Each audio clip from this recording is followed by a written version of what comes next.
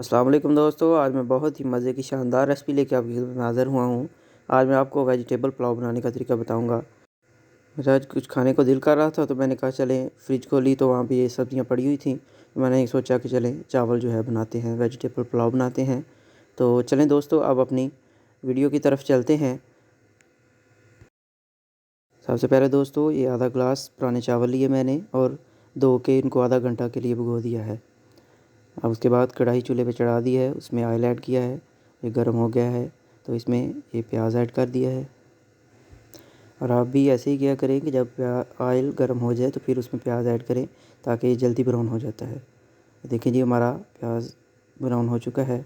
अब इसमें ज़ीरा और साबुत काली मिर्च और दालचीनी और 2 लौंग ऐड करने लगा हूँ। ऐड करके और इसके बाद ये तेज़ पत्ता है एक, ये सब खुशबू और जायके के लिए मैं ऐड कर रहा हूँ। इसके बाद ये सब्ज़ियाँ जो है इसमें ऐड करूँगा। ये आलू हैं, मटर हैं और शिमला मिर्च है और गाजर है। सबसे पहले इसमें ये गाजर ऐड करूँगा, उसके बाद ये शिमला मिर्च और ये मटर और फिर ये आलू इसमें ऐड करने लगा हूँ। इनको मिक्स कर देना है और इनको फ्राई करते रहना है। तो थोड़ी देर फ्राई करने के बाद इसमें अब मैं ये बंद गोभी ऐड करूँगा। दोस्तों यहाँ पर अगर ये जल नीचे लगना शुरू हो जाए तो फिर आपने थोड़ा सा इसमें पानी भी ऐड कर सकते हैं। अब इसमें 2 अदद सब्ज़ मिर्च और 1 टमाटर काट के इसमें ऐड करूँगा और ये ऐड कर दिया है। इसमें अब ये थोड़ा सा जलना शुरू हो गया था, अब इसमें थोड़ा सा ये पानी ऐड करने लगा हूँ। अब इसमें ये आधा चम्मच नमक, आधा चम्मच सुरख मिर्च, आधा चम्मच गरम मसाला और ये आधा चम्मच पिसा हुआ धनिया और ये 1 चुटकी काली मिर्च पिसी हुई। अब इसको अच्छी तरह मिक्स कर लेना है, इसको फ्राई करना है थोड़ा सा।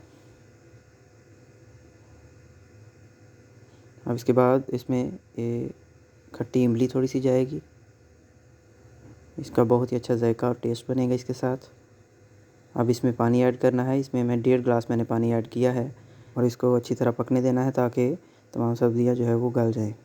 अब इसमें चावल ऐड करने हैं और ये मैंने आपको बताया है कि ये पुराने चावल हैं इसलिए मैंने इसमें 1.5 गिलास पानी ऐड किया है और नए चावलों में इसकी निस्बत पानी कम चला जाता है, इसलिए अब इसको इस तरह मिक्स कर देना है और हाई फ्लेम के ऊपर इसको रहने देना है, उसको ऊपर से ढक देना है। जब ये बबल्स बनने शुरू हो जाएं तो फ्लेम जो है वो स्लो कर देना है।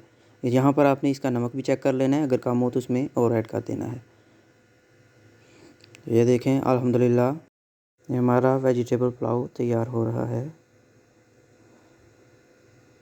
और ये फ्लेम देख लें ये स्लो है इस जगह पर। और ये देखें जी अल्हम्दुलिल्लाह अल्हम्दुलिल्लाह हमारा वेजिटेबल पुलाव जो है तकरीबन तैयार हो चुका है। दोस्तों मुझे भी अपनी दुआ में याद रखिएगा और मेरी वीडियो को लाइक करें, कमेंट करें और जिसने अभी तक मेरे चैनल को सब्सक्राइब नहीं किया वो भी इसको जल्दी से सब्सक्राइब कर लें ताकि मज़ीद आने वाली वीडियो आप तक पहुंच सके। और मेरी आइंदा आने वाली वीडियो तक के लिए अल्लाह हाफिज़।